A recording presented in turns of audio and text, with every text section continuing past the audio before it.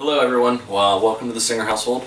We're talking about sustainability in McCandless, and we think it's a great thing to show some of the environmental board members and what they do for sustainability. Simply here in the kitchen, we started with regular incandescent light bulbs, and as they go out we change to at first compact fluorescents, and now we've actually moved on to LEDs, even better, as well as in the rest of the house. And a big thing for us and a lot of people are, when CFL's compact fluorescent lights came out, a lot of people didn't like, they weren't dimmable, they fluttered and things like that, but over time they've become so good now, and especially now with the LED ones, they work well. Another big thing we do is we have a programmable thermostat, which is, you know, the old adage was you used to set your thermostat and leave it on and let your house be at that same temperature, and everyone thought that that was the most efficient, was to maintain a temperature. In reality, it's actually better when you're away at work to have your system shut down and then have it come back up to temperature when you arrive. Moving on into the bathroom, another thing we've done is when we moved in, we replaced our shower heads. And not even thinking anything, but we actually had bought low volume or, you know, low pressure water heads. And in today's world, you don't even notice a difference. There's a lot of times in the past that people didn't like them. They didn't think they would get as good of a pressure. Today's you barely even notice, and they do reduce a lot of water. Also going along with that, when we moved in, we went to all 1.3 gallon or 1.6 gallon per minute flush toilets. Efficiencies of a home, you lose 40% of your heating through the doors and windows. So we really cut down our energy consumption just by redoing windows and doors on this one. So one of the other big things we do, and really my wife, is when we do our shopping, we've changed over to reusable shopping bags. And we have all different kinds, you know, from Trader Joe's to Giant Eagles. And these actually normally hang in our basement right by the door, so when we go to the grocery store, we just grab our bags, what we need. We never used to think it was a beneficial thing, but we actually love it. We actually can pack more groceries in these. It's easier to carry them in from outside, and it reduces on the use of plastic bags and things to that effect. So we love reusable grocery bags. We use them at the grocery stores, we use them, you know, anywhere we go, we try to use reusable bags as much as we can. Secondary to that, my wife actually really pushes for plant-based or environmentally friendly cleaning supplies. So, you know, the Greenworks is a great name brand for the wipes. Some of the Target brands, cleaning supplies, you know, all plant-based derivatives. And then she loves the all-natural hand soaps, you know. Everything's organic, made with olive oil, aloe vera. So we try to use as much of that. Now, don't get me wrong, there's certain things we still use, you know, that aren't necessarily perfectly 100% friendly, but we try to do. And that's kind of what I want to show you here at my house is, it's not that you have to do major projects, but there's little things you can do to be sustainable. At the end of the holiday of Halloween, the kids and I normally drop our pumpkin back into the garden and just kind of compost around it and move everything around. And by next spring, early summer, you'll start to see a new pumpkin growing and taking over the lawn. And usually we get 2 to 3 more pumpkins out of our pumpkin that we composted for this season. So pretty much every day we have a bowl in my sink that's full of compost. I had just recently received flowers, so I cut the stems off and I recycle them. Here are the eggshells from the kids' breakfast this morning. But if you were to do this every day, it's amazing the pile that you'll collect that gives really rich nutrients to the ground. So I just save it, and I actually use my yard waste trash can. And it's kind of disgusting looking here. I just open it up, dump it in, and by the end of the season, which will be next spring, I open up the trash can, dig a great big hole in my garden, dump it, put the different collectings of grass leaves and flower cuttings on top of it, and my soil is amazing. So that's another great tip you guys can try around the house. Okay, so another quick trick is taking all the paper that you receive in the mailbox. I have a ton of this actually saved up from about the last 6 months, and what I do is I save it all in my garage, and then when it comes time to mulching, I take the paper and I leave it about 3 layers thick, 3 to 6, whatever you prefer. Take it, lay it down in the dirt, wherever, especially if you have a weed problem. Take it, lay it down in the dirt, and then mulch right over it. By doing this, it saves you mulching time, And to be honest, I've actually skipped years on mulching, so typically you can get almost 2 years in between where you don't have to mulch because the paper is under the dirt, the soil, and it's keeping sunlight out and it's helping to keep the weeds down. So save your paper once you're done reading it and put it to a good use and use it for composting and kind of a weed preventative underneath the mulch. So out in the suburbs, lawns are really a staple of the landscaping environment. So the question I had in my mind was, how can I make this more sustainable?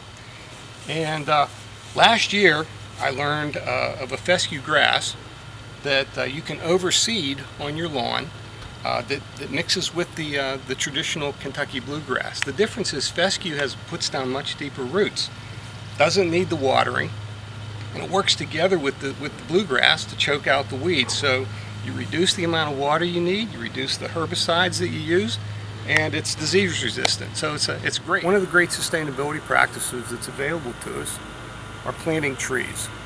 And strategic placement of the trees on the southern side of your house is a great way to save energy in the house, as well as create a canopy to reduce the amount of rain runoff. This tree was planted 28 years ago. It's a deciduous tree, so it's fully leafed out during the hot summer months to shade the home, and then during the winter the leaves fall off and allows the warm sun to warm the house. 35 years ago, none of these trees existed. We planted them to create natural habitat for the birds and the animals, but also to create a canopy to protect this hillside from erosion.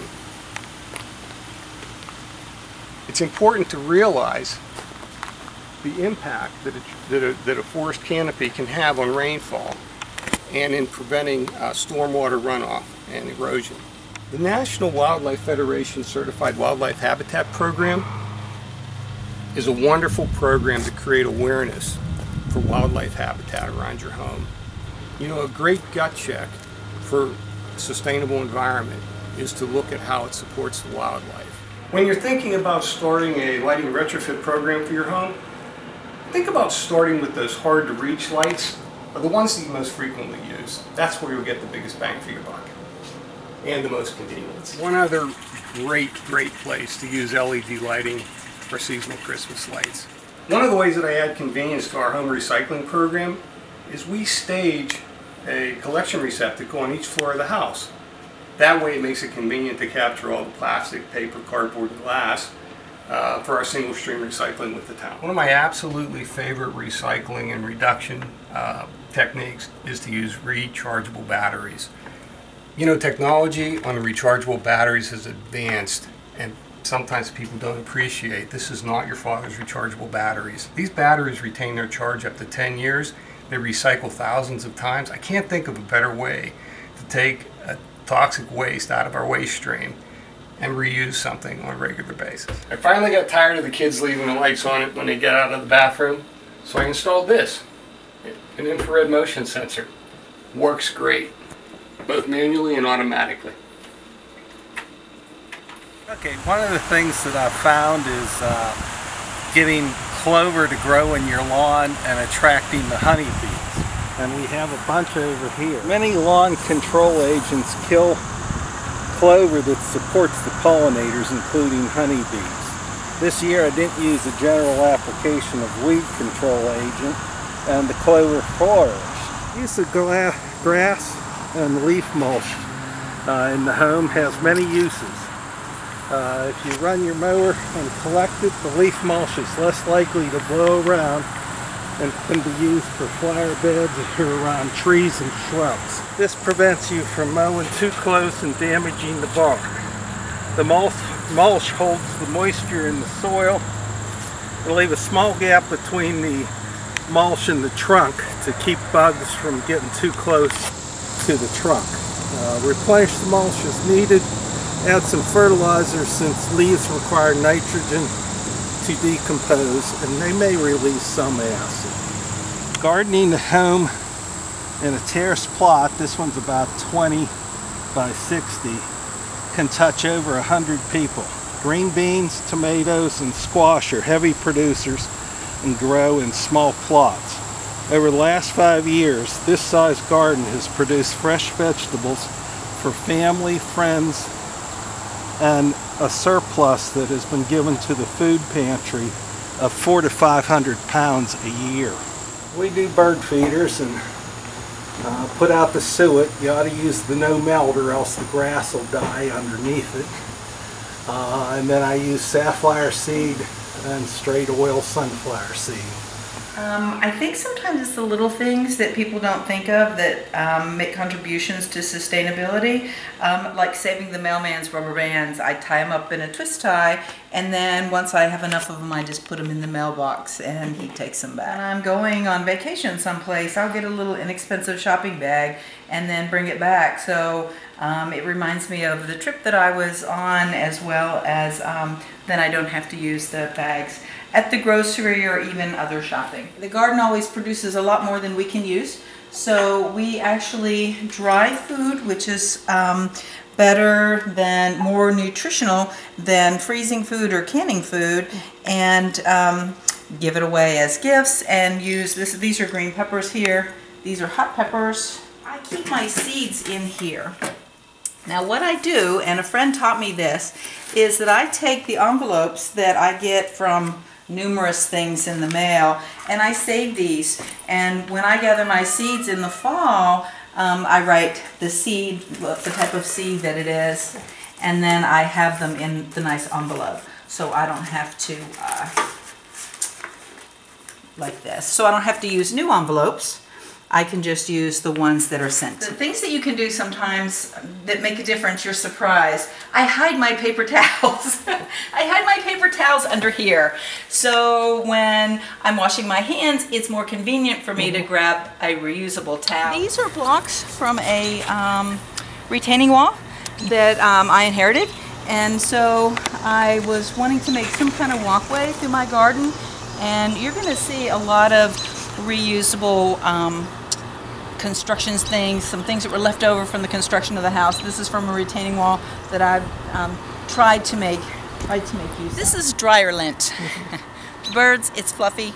The birds put it in their nest, so I'm recycling. Everything in here is organic. Everything in here is, there's no pesticides. Everything is natural. I try to plant things that birds eat or that I eat. The sunflowers planted themselves from the bird feeders, and the bees and the butterflies love them, and then when they go to seed, the finches come in and eat all the seeds.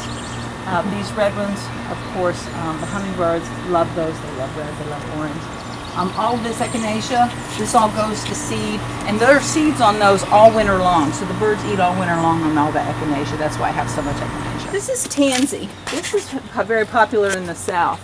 It has a smell like citronella. So when I have guests over, I cut this and I lay it underneath the patio table. And so when you step on it, it crushes and you smell the oils, and it keeps the mosquitoes and the flies. So this was a tree that cut down in McCandless. John will go up and say, hey, what are you going to do with that wood? And if they say, oh, we're going to throw it in the landfill, John will say, come deliver it at our house. We heat this house primarily with wood in the winter, and we have used this wood for many things. This is my bench. It's not going there, but it's going somewhere. Gardens are a work in progress.